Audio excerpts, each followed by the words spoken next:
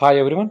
మరి తెలంగాణలో DSC notification సంబంధించి మరి అప్డేట్ చూస్తే మనం అభ్యర్థుల ఎదురుచూపులపై మరి ప్రభుత్వం దృష్టికి తీసుకెళ్ళడానికి ప్రెస్ వారికి కూడా గతంలో మనం ఆర్టికల్స్ కూడా ఇవ్వడం జరిగింది. మరి ఇందుకు సంబంధించిన ఈరోజు ఒక లెటర్ కూడా చూస్తే ఫిబ్రవరిలో డిఎస్సి అని, ఏప్రిల్లో టెట్ అని జాబ్ క్యాలెండర్లో పేర్కొన్నారు. మరి కొత్త ఉద్యోగాల భర్తీపై క్లారిటీ కోసం నిరుద్యోగులు ఎంతో ఆశగా ఎదురు చూస్తున్నారు. పదవి విరమణ, ప్రమోషన్ ద్వారా ఏర్పడిన పూర్తిస్థాయి ఖాళీలు జత చేసి 10,000 టీచర్ పోస్టులకు సత్వరంగా అంటే వెంటనే ఆర్థిక శాఖ అనుమతి ఇవ్వాలి. అలాగే మోడల్ స్కూల్ సంబంధించి కూడా మరి 1000 పోస్టులు సంబంధించి ఖాళీలు ఉన్నాయి కాబట్టి వాటి కూడా నోటిఫికేషన్ జారీ చేయాలని, కాలయాపన చేయకుండా మరి జాబ్ క్యాలెండర్ ప్రకారం మనకు డిఎస్సి నోటిఫికేషన్ విడుదల చేయాలని. అలాగే ఎందుకంటే ఫిబ్రవరిలో డిఎస్సి అన్నారు, మరి ఏప్రిల్లో టెట్ అని అనడం, మరి ఇందుకు సంబంధించిన ఎస్సీ వర్గీకరణ మరి ఇతరత్ర అంశాలతో పెండింగ్ అనే విషయం తెలిసిందే.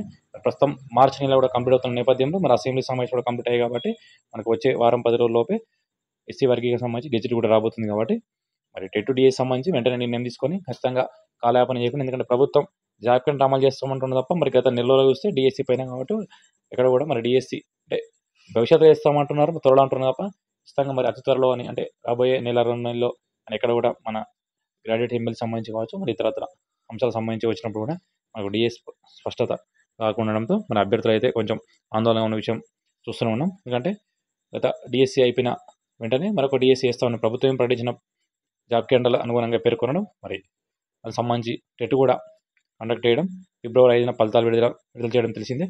మరి వెంటనే ప్రభుత్వం కూడా టెట్ డిఎస్సి పైన ఖచ్చితంగా క్లారిటీ ఇవ్వాలి. టెట్ అనేది పెద్ద డిమాండ్ లేకున్నప్పటికీ, ఎందుకంటే టెట్ అనేది ఆల్మోస్ట్ 90% అందరు క్వాలిఫై అయ్యారు. ఇక మీద ఎందుకంటే అందరు అభ్యర్థులు చాలాసార్లు టెట్ రాశారు కాబట్టి టెట్ పైన మిగతానే ఉందని చెప్పవచ్చు. ఎందుకంటే వస్తే రాస్తారు తప్ప స్పెషల్గా టెట్ సపరేట్ టెట్ ఇవ్వాలి అంటే, ఎందుకంటే 2-3 బ్యాచ్లు లేదంటే 2-3 సంవత్సరాలు టెట్ లేకుండానేమో మనకు ఖచ్చితంగా టెట్ పైన ప్రెజర్ ఉంది. కాబట్టి ఇప్పుడు వచ్చిన సమస్య ఏంటంటే ఖచ్చితంగా టెట్ ఆల్మోస్ట్ అందరు క్వాలిఫై అయ్యారు కాబట్టి, క్వాలిఫైతో పాటు అందరు మంచి మార్కులు ఉన్నాయి కాబట్టి టెట్ పైన పెద్ద ఎవరికి లేకుండా ఖచ్చితంగా డిఎస్సి మాత్రం ప్రతి ఒక్కరు కోరుకుంటున్న విషయం తెలిసిందే. మరి డిఎస్తో పాటు టెట్ వస్తే ఇలాంటి అభ్యంతరం ఉండదు, ఎందుకంటే అన్ని సిలబస్ సేమ్ కాబట్టి ఖచ్చితంగా మనకు డిఎస్సి కూడా ప్రిపేర్ అవ్వడానికి అవకాశం ఉంటుంది. మరి మనం గత 3-4 రోజుల క్రితం చెప్పుకున్నాం, ఖచ్చితంగా అన్ని పత్రిక కూడా వాళ్ళకు కూడా ఆర్టికల్స్ రూపంలో ఇవ్వాలని.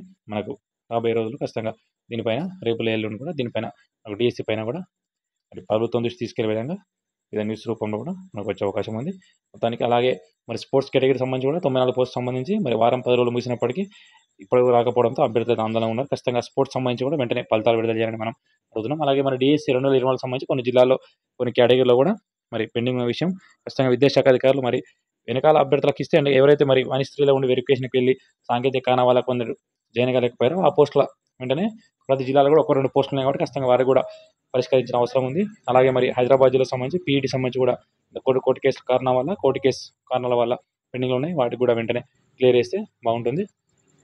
ఎందుకంటే డిఎస్ అనేది మనం ఒక్కో మార్కుల పాయింట్ మిస్ చూస్తూనే ఉన్నాం కాబట్టి ఖచ్చితంగా అభ్యర్థులన్నీ త్వరగా క్లియర్ చేసి మరి అభ్యర్థులకు కూడా త్వరగా పోస్టింగ్ వచ్చే విధంగా విదేశాఖ అధికారులు ఆలోచించాలి. మరి డిఎస్ సంబంధించి కూడా త్వరగా నోటిఫికేషన్ రావాలని విదేశాఖ ఖచ్చితంగా మనం కూడా గతంలో ఎలా చేసామో రాబోయే రోజుల్లో కూడా డిఎస్సి వచ్చే వరకు కూడా ప్రభుత్వం దృష్టికి తీసుకెళ్తూ ఉంటాం.